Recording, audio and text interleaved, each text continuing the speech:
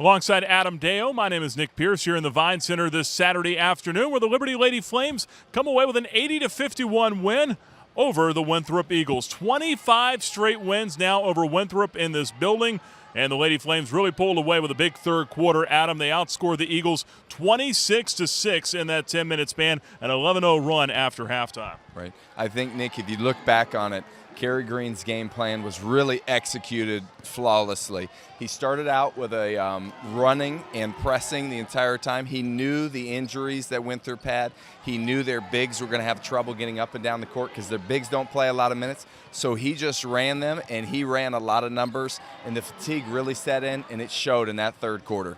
Winthrop dealing with a couple of injuries, also some head coaching carousel issues going on there as well. But that didn't stop the Lady Flames. Obviously, Ola Makurat with 15 points today, and then Kean Green with 11 as well. Those two really carried the scoring load very well. And if you look at what Makurat did, she was extremely efficient today. She came in only 19 minutes, but she got rebounds, she shot the ball well, and really what I loved about her is she's a heady player. There were several times she could have settled for a three-pointer, but instead, one little ball fake, she let the defense fly by her, and one or two dribbles, got in space, didn't try to go into the teeth of the defense, took what she knew she could knock down, and that's the mid-range jumper. Very efficient with her minutes today.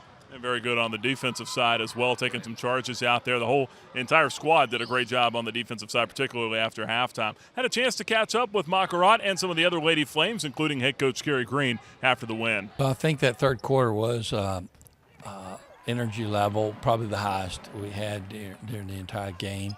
We made some adjustments at halftime, and we tried to just be more solid with our defense and not necessarily get into a helter-skelter because we felt like we were giving some easy shots up in the first two quarters. I think we work together on defense and on offense, so we take charges.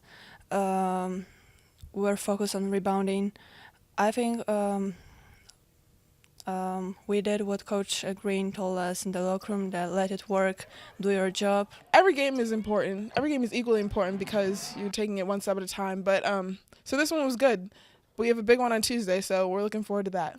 Well, you know, Adam, it was Kean Green and Ola Makurat that carried the scoring load today, but really it was a team effort. If you look at the stat sheet, the bench, 34 points today from the bench, and then several other players very close to double-digit scoring as well. And then team defense was very good in that second half, as we mentioned. Right. If we begin with defense, Liberty's defense has been very poor lately.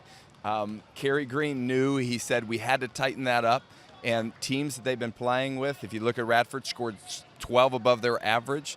Today they held Winthrop to 32% from the field, which is excellent. That's where they want to be. They want to be at that 35 or under at least for Liberty.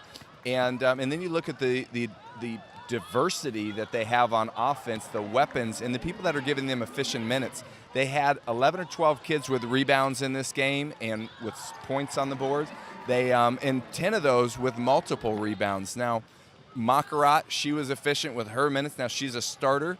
But you look at girls like Molly Reagan who come off the bench. Molly's averaging 9 minutes a game, but she's almost averaging 3 points and 3 rebounds a game. Now, when you do the math, that's a double-double off of somebody who doesn't see the floor much. That's how efficient this team has been. And look at Shayna Vega coming in with her minutes, knocking down some threes, getting a couple of steals, and a little nice step back in transition. They're just playing efficient as a team, and it's the team that's going to carry this team into the postseason. No one player is going to do it for Liberty this year. That's a great observation. I also like the play of Tatiana Crowder from the defensive end, especially particularly. And I made this comment during the game to Paul Carmody, the media relations director. She reminds me a little bit of Devin Brown in that way, in that you never have to guess what she's thinking during a game. You know, right. She wears her emotions on her sleeve a little bit. Well, you know, I think Liberty needs that. Layla Sellers is a little like that. But Tatiana Crowder, when she gets in, she's fiery. She can provide that spark. The fans get around that. When the fans are engaged in the game, it picks you up on the bench. And people just get into it, and they feed off of that energy. So she may come in and do something well. And if she's a kid that just turns and goes about her business, you know, everybody claps and they move on. But when she comes in and brings that energy, there's an excitement, and it really can be something that is infectious for the rest of the team.